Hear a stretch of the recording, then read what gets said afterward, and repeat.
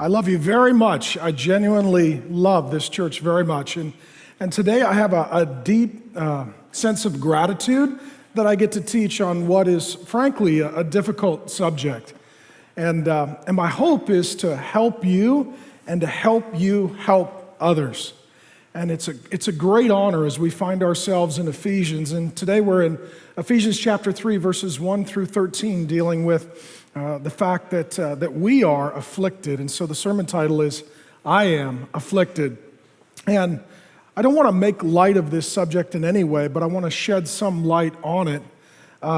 Mars Hill has a lot of people. On a good Sunday recently, 13,000 plus people. And I get the reports every week for the number of adults and the number of children in every service in every one of our 14 locations. But it's not just the numbers that matter, it's the faces. Because each number is a person who is made in the image and likeness of God and loved by Jesus. And so at Mars Hill, we don't just care about the numbers, we care about the faces. And that means for me, I spend a lot of time going out and visiting our churches. I'm not Paul, that's for sure. The author of the letter we'll be studying in a moment. But he oversaw a network of churches, and he would travel to visit them, and he would write books and give sermons and get out to see people. And I do some of that. And in just the last few weeks, I have had the privilege of being at 5 different Mars Hill churches across 2 states, sometimes staying for upwards of 2 hours after we were done, just to meet people, to thank them, to love them, to pray for them, and to hear their story and see how we might serve them. And what you realize very quickly is that people are hurting and that life is very hard. And just in Mars Hill, Portland, recently, a long line of people, 2 hours of conversations. I told everybody, I said, it feels like a wedding reception and I'm missing a girl. Just lots of people wanting to talk. Pastor Mark, I have cancer. Pastor Mark, my dad just died, didn't know the Lord.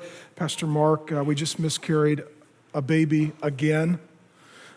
Pastor Mark, I'm married with kids who are young, and my husband just ran off with another woman. We don't even know where he's at. Pastor Mark, there's been an adultery in our marriage, and I don't know if we're going to make it. Pastor Mark, I lost my job. Pastor Mark, I got diagnosed with cancer. Pastor Mark, I'm a single mom, and I lost my job, and I might have cancer. All of those collapsing on one person. And what I appreciate about the Bible is that it's the most honest book that's ever been written. And like our lives, the Bible doesn't deal with suffering just in one chapter or one book. It's woven through many chapters in all the books.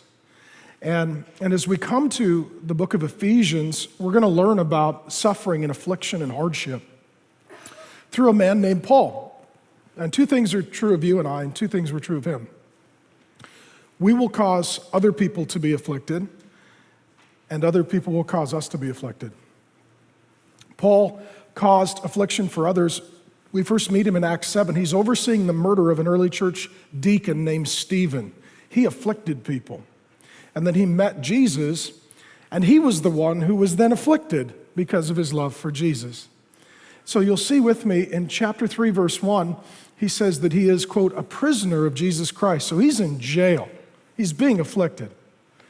And then he says in verse 13, at the end of that unit of thought that we'll be studying, he says, quote, I am suffering. So he starts, I'm in prison, and he ends, I am suffering.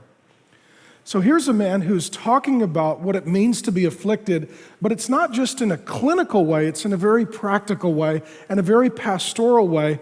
And as he's separated from his church in Ephesus and he's imprisoned, most likely in Rome, he is writing to them and he's wanting them to learn from what he is experiencing through his affliction. The Bible, as I say, is filled with affliction.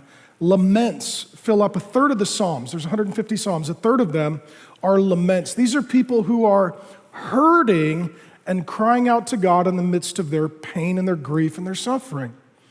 All of the Old Testament prophets, with the exception of one, have laments in them where they're just crying out to God and they're hurting. And the Bible is very honest that that suffering is real and it comes to God's people. And you need to know that stands in contrast to some false teaching today that basically says, if you really love Jesus, you won't suffer. Well, we know that Jesus suffered the most. He suffered horrifically, and he suffered unjustly, and he suffered righteously.